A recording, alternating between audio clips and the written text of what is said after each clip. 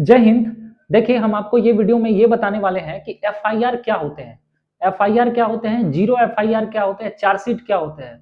आप जरा ये सोच के देखिए कि आप यदि जाते हैं थाना और एफआईआर लिखाते हैं और यदि जो आपके मतलब थानेदार होते हैं वो यदि एफआईआर लिखने से इनकार कर दें तो आप क्या कीजिएगा। इन सारी तमाम जानकारी हम आपको इस वीडियो में देंगे, ठीक है। तो वीडियो में लास्ट तक बने रहिएगा।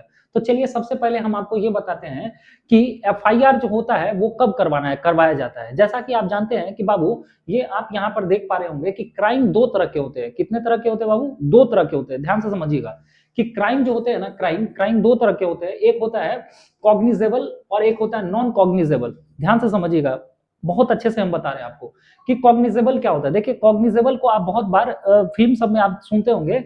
फिल्म सब में क्या सुनते होंगे कि एक संगीन अपराध है, समझ रहे हैं। तो कॉग्निजेबल जो मतलब इसमें वैसे मतलब जुर्म को रखा गया है जो एकदम बहुत ही संगीन अपराध है, मतलब एकदम बहुत हाई लेवल का है, समझ रहे हैं। जो छाटल छाटल बदमाश सब जो होता है ना, वही सब ये सब करता है। जैसे आप मान के चलिए किसी का हत्या हो गया, कोई बलात्कार हो गया, कोई मारपीट हो गया या जनधन की हानि हो गया, ये सब चीज आता है। और इसमें आता है, मान के चलिए क्या, असंगीन अपराध। मतलब छोटा छोटा यदि आपको धोखाधड़ी कोई दे दिया है, मामूली चोट आया, पब्लिक में कोई उपद्रव मचा उचा दिया है, नॉन कॉग्निजेबल में आएगा। बात समझ में आ रहा है कि नहीं? इसमें पुलिस तुरंत उठा के लेके जाएगा, इसमें थोड़ा सा लेके जाएगा लेकिन बेल में तुरंत छोड़ देता है।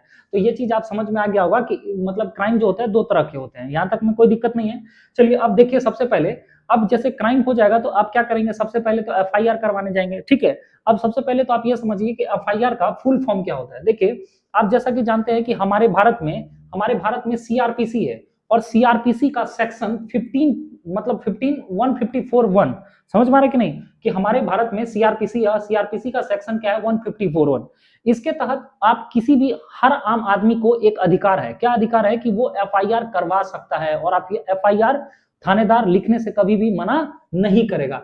सबसे पहले तो ये समझिए कि एफआईआर का फुल फॉर्म क्या होता है। तो फर्स्ट इंफॉर्मेशन रिपोर्ट होता है। क्या होता है? First information report. आपका जो भी चीज हुआ वो आप जाकर एफआईआर करवा दीजिए, ठीक है।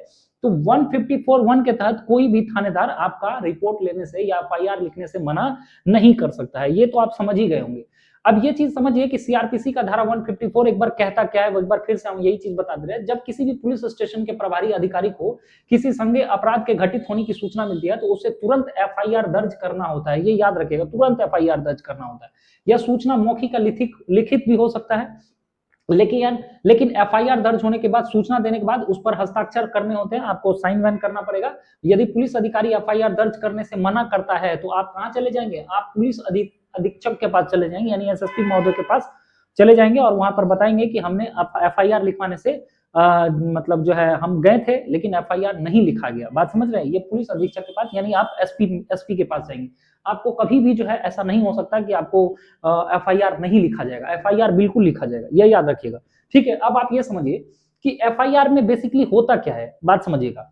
देखिए, एफआईआर का मतलब होता है, मैंने पहले ही बताया कि फर्स्ट इंफॉर्मेशन रिपोर्ट, यानी प्रथम सूचना रिपोर्ट होता है। प्रथम सूचना रिपोर्ट यानी पहली जानकारी की रिपोर्ट आप देते हैं। बात समझिएगा, मतलब ये तब लिखा जाता है जब कोई जुर्म हुआ है या अपराध हुआ है या उसके बारे में पुलिस को सबसे पहले सूचना मिलती है। इसी को बोलते हैं, मैंने पुलिस के पास में आप जाके क्या बोलते हैं कि मेरे साथ ये हुआ है, फलाना हुआ, ठिकाना हुआ, ये सब चीज, तो इसको एफआईआर बोलते हैं। पुलिस उसको लिखना ही पड़ेगा, याद रखिएगा। एफआईआर लिखने के बाद पुलिस उसमें क्या करेगा? सिंपल सा बात है कि जाहिर सी बात है कि उसमें क्या करने लगेगा, जांच में पुलिस जुट जाता है कि पुलिस को कैसे।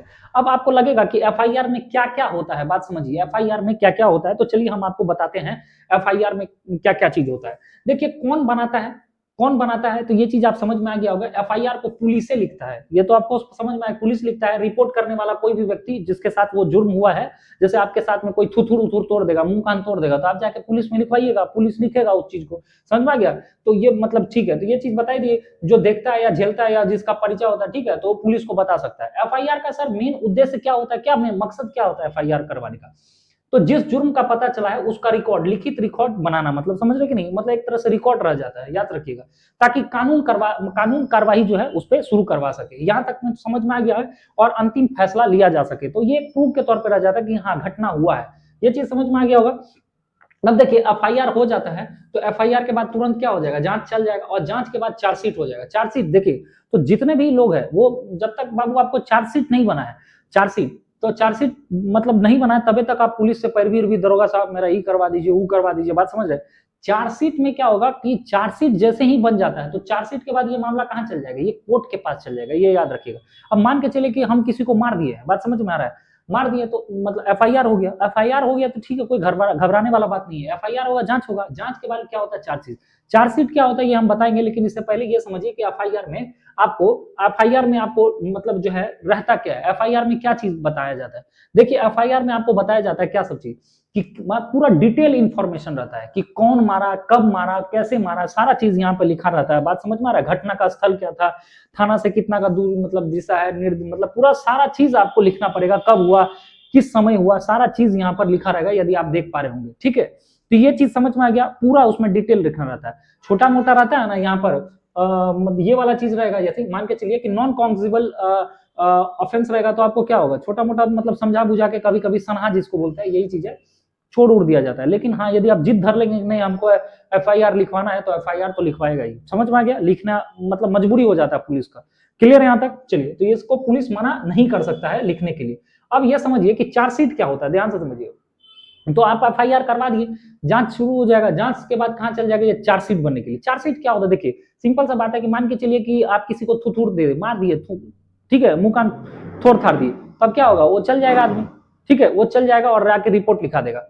रिपोर्ट लिखाने के बाद क्या होगा कि जो भी मतलब पुलिस अधिकारी है वो आपको दे देगा कि हाँ, और 60 दिन के अंदर जो है आपका क्या बन जाएगा, वहां पर आपको बोल देगा कि 60 दिन के अंदर जो है इसको चार्जशीट बनाना रहता है। मान के चलिए जो भी है पुलिस अधिकारी जिस थाना के अंतर्गत आप आते हैं तो 60 दिन के अंदर चार्जशीट बनाना था। तो चार्जशीट में वो ये बताता है बेसिकली कि हम गए थे, है ना, पहला दिन वो गएगा, बोलेगा कि वो घटना स्थल पर नहीं था, फिर हम दोबारा गए थे घटना स्थल पर, उस दिन भी नहीं था, तीसरा दिन गए थे तो उससे बाद विचार हुआ। मतलब वो 60 दिन का पूरा एक तो डायरी में नोट करता है इसको, समझ पा रहा है, डायरी जिस पूरा डायरी में लिखता है कि पहला दिन गए, दूसरा दिन गए, तीसरा दिन गए, ऐसे करके वो पूरा अपना घटना के बाद ब्यौरा में लिखता है। और लास्ट में क्या लिखता है, अंत में लास्ट में ये लिखता है कि अतः मुझे ये मतलब इस शक के आधार मतलब या जो भी आप बता सकते हैं, इन सारे चीज के आधार पर इस मतलब जो है लगता है कि इस ये धारा लगाना चाहिए, और वो चार्जशीट बना लेता है। यदि पुलिस या दरोगा आपका चार्जशीट को थोड़ा सा हल्का करने के लिए, मतलब डायरी मेंटेन में, समझ में आ रहा है, तो उसको डायरी में हल्का कर देगा तो कोर्ट कहां चल जाएगा, ये मामला कोर्ट के पास। तो कोर्ट वाला जज देखेगा कि हाँ ये सब हुआ है ऐसा करके, तो आपको सजा यहाँ पर क्या मिलेगा, कम मिलेगा।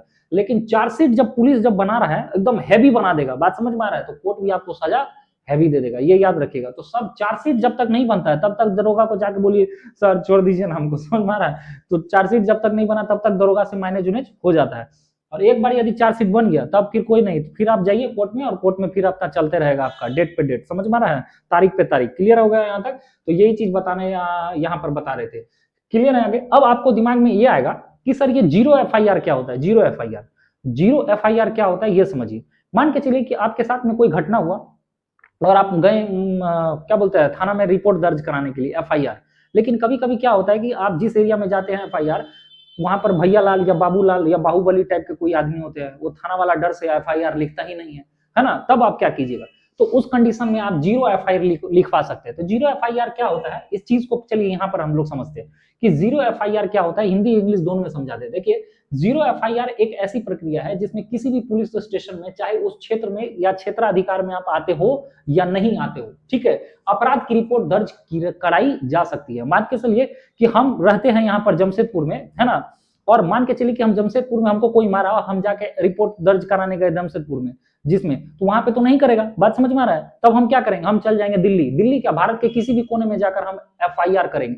लेकिन एफआईआर जो करेंगे ना, तो एफआईआर का नंबर नहीं मिलेगा हमको, हमको मिलेगा जीरो एफआईआर करके मिलेगा, जीरो। मान के चलिए अभी ईस्वी क्या चल रहा है, ये जो साल चल रहा है ये चल रहा है 2000 मान के चलिए 25, तो 2025 में, लेकिन हमको नंबर नहीं मिलेगा, समझ में आ रहा है, तो नंबर नहीं मिलेगा, इसको बोलते हैं जीरो एफआईआर। ये क्या करेगा, कोई भी हम थाना में दे देंगे तो हमारा जीरो एफआईआर लिख लेगा, दिल्ली में लिख लेगा कि हाँ हमको जमशेदपुर में कोई मारा या पीटा जो भी है, बात समझ में आ गया। तो ये चीज बोलते हैं जीरो। तो ये कंडीशन नहीं है कि आपको जो है उसी क्षेत्राधिकार में भी मतलब एफआईआर करवाना है, आप किसी भी कोने में जाकर एफआईआर करवा सकते हैं, ध्यान से समझ लीजिए। अपराध की रिपोर्ट दर्ज कराई जा सकती है, इसका मुख्य उद्देश्य क्या होता है कि सुनिश्चित करना कि पीड़ितों को न्याय में देरी ना हो। बात समझिएगा कि किसी भी लड़की को मान के चलिए कि रेप हो गया, ठीक है, रेप हो गया तो अब मान के चलिए कि उसका एफआईआर तुरंत लिखवाना चाहिए, अब क्योंकि उसका एफआईआर लिखेगा तभी मेडिकल मतलब रिपोर्ट होगा, मेडिकल टेस्टिंग होगा।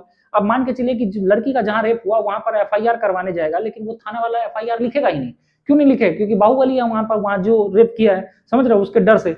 तब फिर क्या होगा? एफआईआर नहीं होगा, एफआईआर नहीं होगा तो मेडिकल टेस्ट नहीं होगा, फिर उसको न्याय नहीं मिलेगा। तो न्याय में एकदम तेजी लाने के लिए, देरी ना हो, इसके लिए एक जीरो एफआईआर लाए, कि जरूरी नहीं कि वहीं पर एफआईआर करवाई, कहीं और भी कराइए।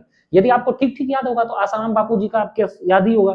आसाराम बापू का केस में भी आप देखे थे कि आसाराम बापू में भी एक लड़की गई थी जोधपुर में, तो वहां पे तो नहीं हुआ था, लेकिन फिर जाके दिल्ली में करवाई थी। आप सुशांत सिंह राजपूत का भी केस आपको याद होगा, सुशांत राजपूत का, उसके भी जो फादर थे वो, हालांकि घटना तो हुआ था मुंबई में, लेकिन जो एफआईआर दर्ज कराया गया था वो पटना में, और फिर पटना पुलिस गई थी। तो ये चीज आपको पता होगा, ठीक है। तो आप कहीं भी जाकर ये चीज को क्या करते हैं, मतलब रिपोर्ट दर्ज करा सकते हैं। वहीं पर बोलता है कि zero FIR and the FIR register is the police station that does not have to the jurisdiction. आपके जुरिडिक्शन नहीं आता है फिर भी आप कराइए। मान के चलिए कि जहां भी कराएंगे वो ट्रांसफर कर देगा, फिर वो क्या करता है, वो ट्रांसफर कर देगा where to the crime was to the committed, ठीक है।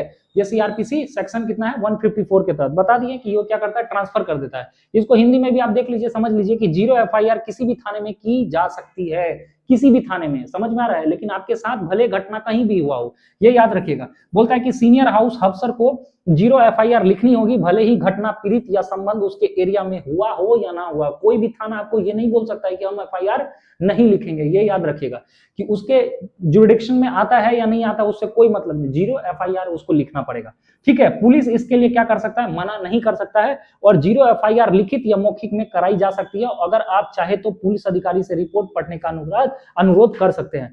हत्या हो या रेप, सड़क दुर्घटना जैसी अपराध में आप जीरो एफआईआर करवा सकते हैं। जरूरी नहीं कि एफआईआर पीड़िता लिखवाए, ये उसके कोई रिलेटिव भी वो करवा सकते हैं। सुशांत सिंह राजपूत में वही हुआ था, आप देखते ही हैं।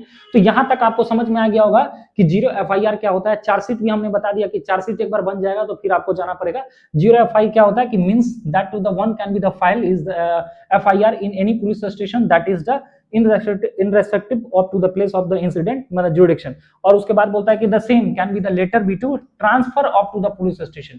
मान के चलिए, समझ में आ रहा है कि केस हुआ, मान के चलिए कि यहाँ केस हुआ, यहाँ से फिर ट्रांसफर होकर कहाँ भेज देगा, आपका ओरिजिनल जुरिडिक्शन में, वहां पर जाके केस आपको ट्रांसफर कर देगा। तो यहाँ तक आप बहुत अच्छे से समझ गए होंगे कि क्या यहाँ पर हम बताए हैं। तो एफआईआर क्या होता है, जीरो एफआईआर क्या होता है ये भी बता दिया, और चार्जशीट क्या होता है ये भी हम आपको बता दिए। बाकी ऐसे ही तमाम जो है खबरें के लिए आप हमारे चैनल पे बने रहिएगा। तब तक के लिए जय हिंद, वंदे मातरम।